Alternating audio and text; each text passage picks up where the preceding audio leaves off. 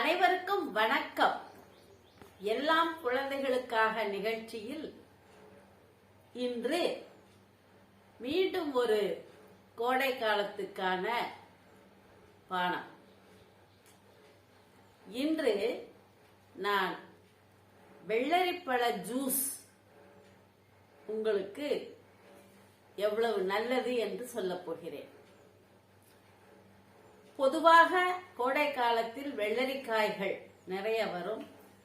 இந்த வெயிலுக்கு நாம் தினந்தோறும் ஒரு வெள்ளரிக்காய் சாப்பிடுவது மிகவும் நல்லது.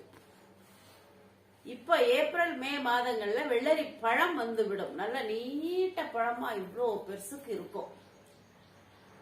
அந்த வெள்ளரி பழத்தை நாம வாங்கி ரெண்டு விதமா சாப்பிடுவாங்க.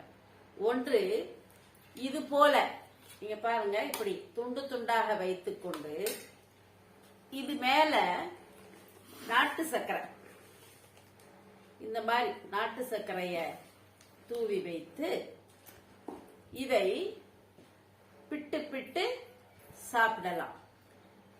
சிலருக்கு ஜூஸ் பிடிக்காது, பழத்தை அப்படியே சாப்பிடுவது மிகவும் பிடித்தமான ஒன்று. அடுத்தது பாருங்க, இது ரெண்டுமே வெள்ளரிக்காய் ஜூஸ், வெள்ளரி பழ ஜூஸ் தான். நான் ஏன் ரெண்டா வச்சிருக்கிறேன்னா, ஒன்று சர்க்கரை போடாதது, இப்போ இன்னொன்றுல நான் நாட்டு சர்க்கரை போட்டேன். இந்த நாட்டு சர்க்கரை போட்டுட்டு இந்த வெள்ளரிப்பழ ஜூஸை நல்லா கலக்கிட்டு குழந்தைகளுக்கு கொடுத்தா, ஏன்னா குழந்தைங்களுக்கு இப்படி கடிச்சு தின்னா தெரியாது, இப்படி ஜூஸா குடிச்சா உடனே குடிச்சிருவாங்க. அதுவும் சிலர் என்ன செய்வாங்கன்னா, இத நல்லா ஒரு 9 மணி போல ஜூஸ் செய்து அத குளிர்சாதன பெட்டிக்குள்ள வச்சிருவாங்க. அப்புறம் ஒரு 11 மணி போல எடுத்து குழந்தைகளுக்கு கொடுத்தா ஜில்லுன்னு இருக்கும், ஆசையா குடிப்பாங்கன்னு சொல்லுவாங்க. ஆனா என்ன பொறுத்த வரைக்கும் வெள்ளரி பழமே உடம்புக்கு குளிர்ச்சி.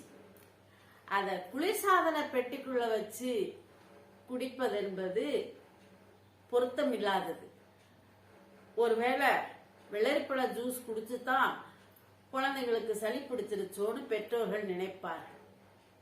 அதனால முடிந்த வரைக்கும் ஜூஸ் செய்யுங்க, உடனே குடிக்க கொடுங்க, அது மிகவும் நல்லது. பெற்றோர்களே, ஆசிரியர்களே, இப்பொழுது விடுமுறை விட்டுவிட்டது. குழந்தைகள் எல்லாம் இங்கும் அங்குமாக ஓடி விளையாடி மகிழ்ச்சியோடு இருக்கின்றனர். கோடை இந்த வருடம் 4 டிகிரி அதிகமாக வெயில் என்று சொல்லிக் கொண்டிருக்கிறார்கள். உண்மையிலேயே அப்படித்தான் இருக்கிறது. அதனால குழந்தைகளுக்கு ஒவ்வொரு நாளும் ஒவ்வொரு வகையான பழச்சாறுகளை குடித்து அவர்களை பழக்குங்கள், எல்லோருக்கும் நல்லது. வழக்கம் போல சப்ஸ்கிரைப் பண்ணுங்க, லைக் பண்ணுங்க, ஷேர் பண்ணுங்க, உங்களுடைய ஆதரவான கமெண்ட்ஸை கொடுங்க.